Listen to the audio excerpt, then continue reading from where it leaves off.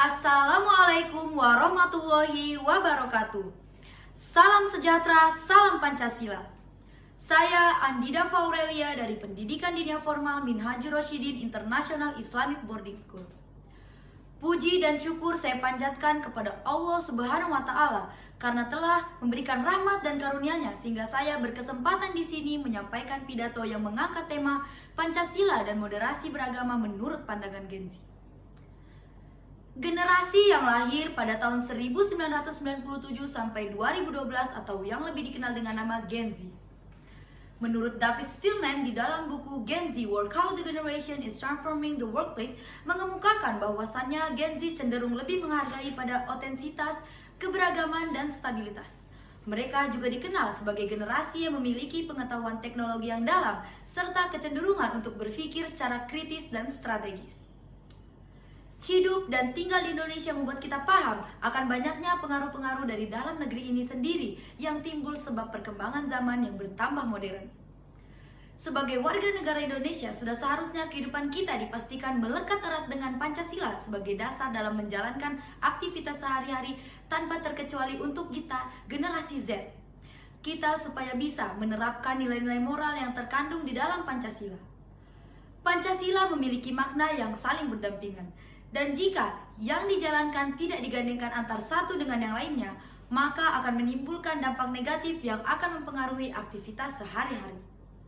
Sebagai santri yang kesehariannya diwajibkan untuk bersosialisasi, mengaplikasikan nilai-nilai Pancasila merupakan cara saya melangsungkan hidup di tempat yang dari pagi hingga pagi harus bertemu dan berbaur dengan banyak orang.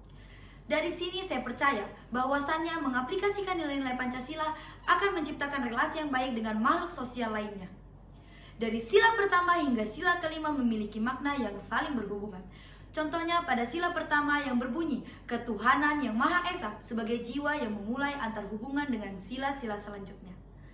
Sila pertama juga dijadikan sebagai garisan besar yang merujuk pada kehidupan beragama.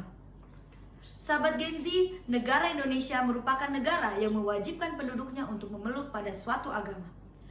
Ketika seseorang memilih dan mempercayai sesuatu agama, lalu dia jadikan agama tersebut sebagai pedoman dan tuntunannya, maka disitulah kewajiban dan tanggung jawab pemeluknya diuji. Sahabat Gen Z, di zaman yang berkembang setiap hari, bulan, dan tahunnya, diiringi cara bersosialisasi yang semakin beragam, contohnya melalui media sosial. Media sosial merupakan tempat di mana kita bisa mencari pengetahuan dan pengalaman. Media sosial juga dijadikan sebagai sarana untuk berkomunikasi tanpa harus bertemu secara tatap muka. Ketika kita bermain media sosial, kita dianjurkan dengan sangat untuk bisa memilah-milah berita ataupun sesuatu yang menjadi topik hangat pembicaraan agar terhindar dari hoax. Saat bermain media sosial, kita harus menghindari memberikan kritik di kolom komentar dengan pernyataan yang menyudutkan atau bahkan menghina pada pihak lain. Banyak hal yang menyenangkan bisa kita lakukan di media sosial.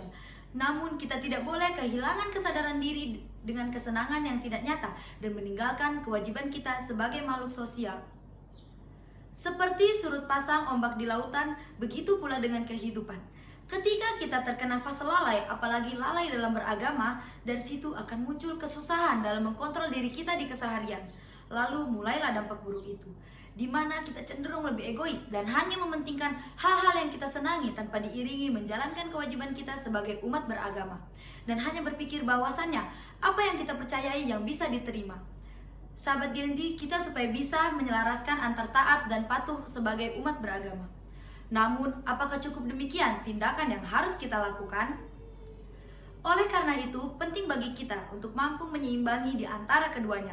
Dibanding kita terlalu lalai ataupun terkekang, akan lebih baik jika kita mampu menyelaraskan pembawaan diri kita agar seimbang. Dalam artian, ketika kita memutuskan untuk menjalankan kewajiban sebagai umat beragama, namun tetap membuka mata dan pikiran kita tentang bagaimana seharusnya kita berinteraksi dan bersosialisasi dengan makhluk sosial, baik yang satu kepercayaan maupun berbeda kepercayaan dengan kita, tetapi tetap paham akan hukum-hukum agama yang sudah mutlak dan tidak bisa dirubah semau kita. Kita supaya tidak kehilangan moral yang tertanam pada diri kita karena arus perkembangan zaman. Ketika kita menjalankan kewajiban sebagai umat beragama, akan tercipta rasa nyaman dalam menjalankan kehidupan yang terrealisasi. Sahabat Gen Z berupaya untuk bisa berkomunikasi dengan baik dan mampu menghargai pendapat dan pilihan orang lain adalah cara dalam menciptakan lingkungan yang damai, kondusif, dan harmonis. Hati dan pikiran akan selaras dengan baik karena rasa manusiawi yang terus berkembang setiap hari. Sahabat Gen Z, kita sebagai generasi yang harus mampu menyeimbangi akan perubahan zaman di esok hari. Saya berterima kasih atas perhatiannya. Wassalamualaikum warahmatullahi wabarakatuh.